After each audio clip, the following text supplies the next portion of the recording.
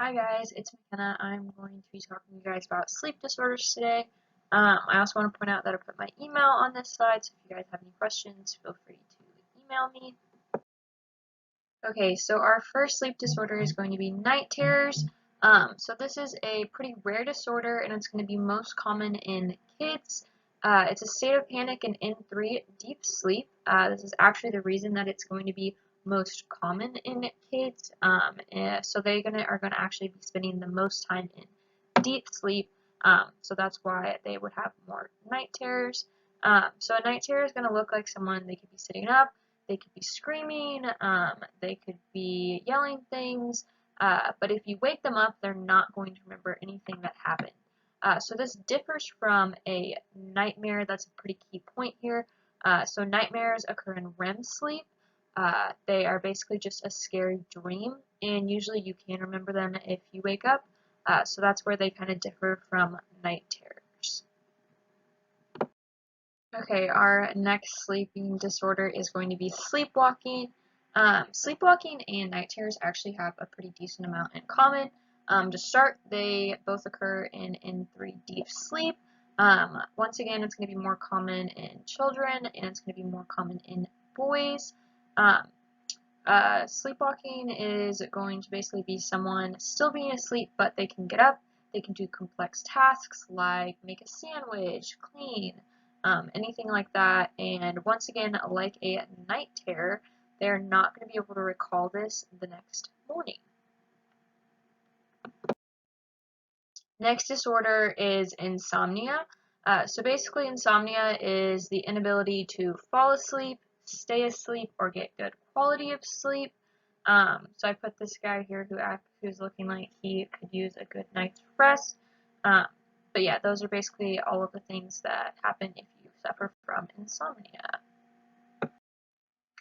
Next, we have sleep apnea. So basically, this is someone who loses the ability to breathe while they are sleeping. So it's it's a minimum of 10 seconds, but it can be up to almost a minute. Often these are people who are going to be snoring super, super loud, chronic snoring. Uh, and basically the way to treat this is a CPAP machine. I put a little picture of what that kind of looks like. So it's basically a machine that's going to force someone to breathe basically while they're sleeping, because obviously stopping breathing in the middle of sleep is pretty scary. Last disorder is narcolepsy. So narcolepsy is when a person is going to slip into REM sleep suddenly throughout the day. So this does not mean that they're actually tired. It's not because they're in a quiet setting. Maybe the lights are off, it's quiet, and it's a normal environment where someone might fall asleep. This is going to actually occur when someone is experiencing like a strong emotion. So that could be they're super angry, they're super excited about something, and they're just going to quickly slip into that REM sleep. Okay, so our first multiple choice question, we have nightmares are to blank as night terrors are to blank. So pretty much you can answer this question however you like. We did talk about night terrors a little bit more. So if you knew, maybe night terrors have to do with N3 sleep. N3 is in A, looks like it's not in B, it's not in C, and it's not in D. Then if you look back, we talked about how nightmares are just like a dream, and those are going to occur in REM sleep. So basically that first part can just be another little indicator that A is going to be your correct answer. Okay, and our next question. A woman became frustrated during a committee meeting and suddenly slumped over asleep. Which disorder is she likely to have? So I would go through this question and maybe highlight some important information. So she became frustrated. It's during a committee meeting.